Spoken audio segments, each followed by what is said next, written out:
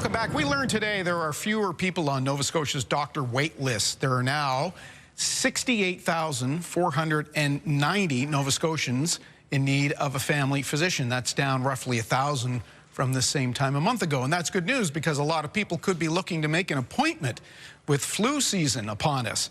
We're joined by infectious disease specialist Dr. Lisa Barrett. Nice to see you.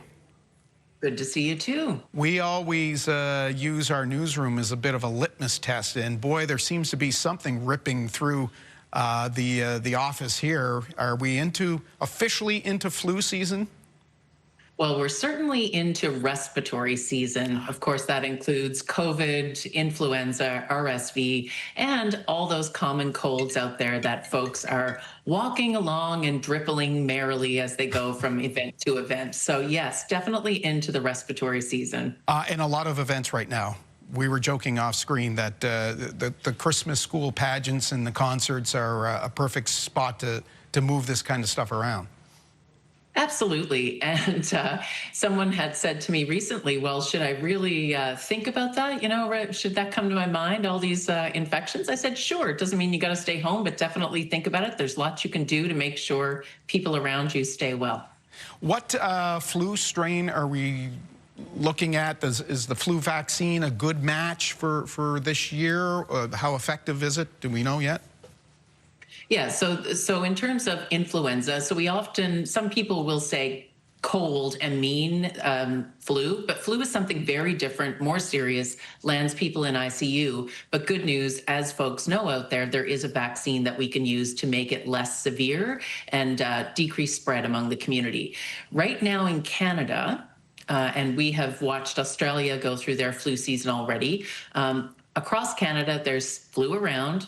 There's flu around Atlantic Canada as well. Across the country, H3N2 is the most common influenza that we're seeing at the moment. Kind of a nasty one, in fact, a little bit different than previous ones. In Nova Scotia, maybe we're a little slower, as is the East Coast. We usually get it a little later.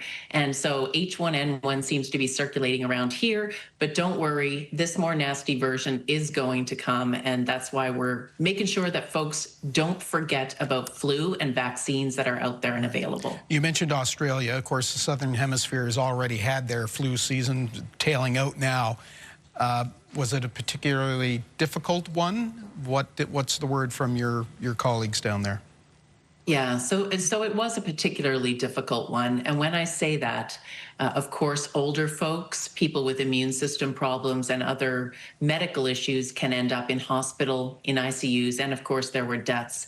In fact, in some parts of Australia, they reported for the first time since the pandemic that there were more deaths from influenza than they had from COVID. And so that's never what we want to hear. So yes, this particular version of the influenza season does seem to be shaping up to be a rougher one than usual.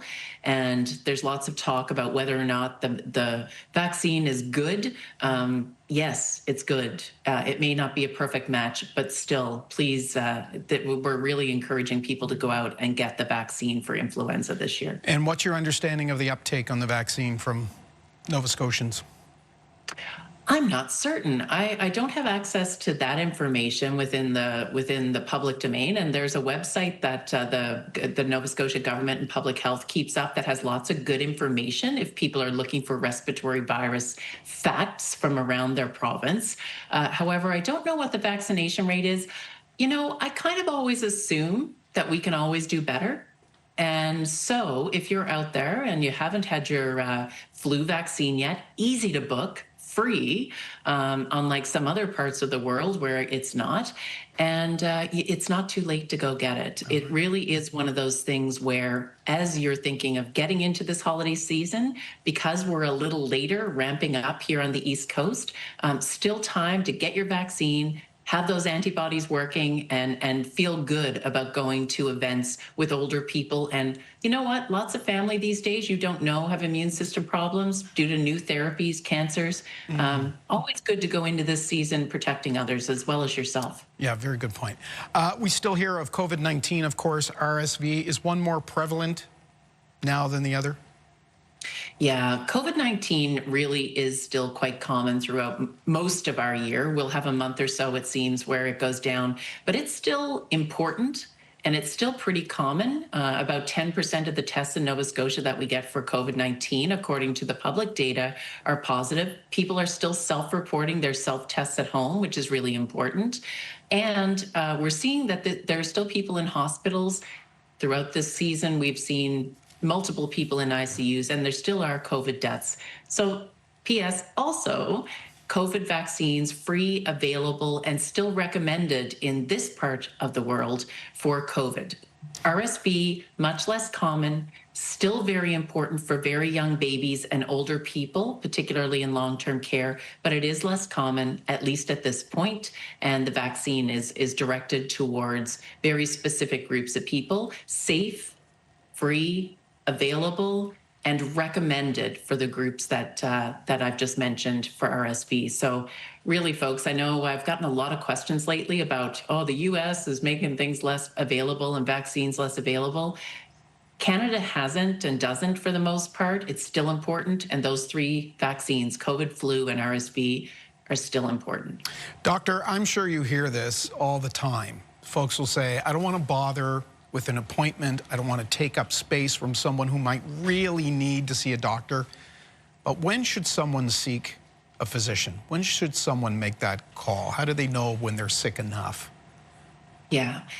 So for folks who have lots of medical problems and or a bad immune system, I'm sure your doctor's already told you, please, if you get a fever that lasts a couple of days or you're having difficulty breathing, things are going in the wrong direction over 24 hours, please reach out to a health provider. And of course, if you're feeling very unwell, chest pain, very bad shortness of breath, that's what emergency rooms are for, really and truly.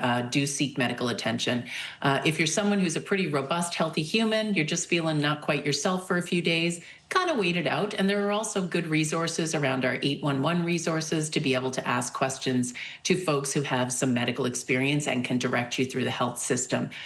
That's always really important. There are mobile health units that go from place to place. Our public health units do a great job of distributing those across the province. So those are the folks that we really worry about the most. Very, very young babies. If they're having difficulty, parents should never feel bad about seeking some extra help and attention for those folks.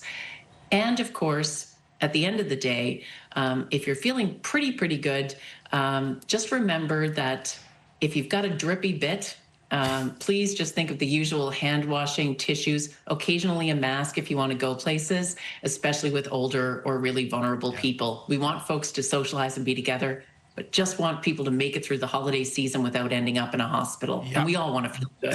That is all great advice. We all want to have a happy, healthy holiday, and certainly wishing that to you, and appreciate you coming on tonight.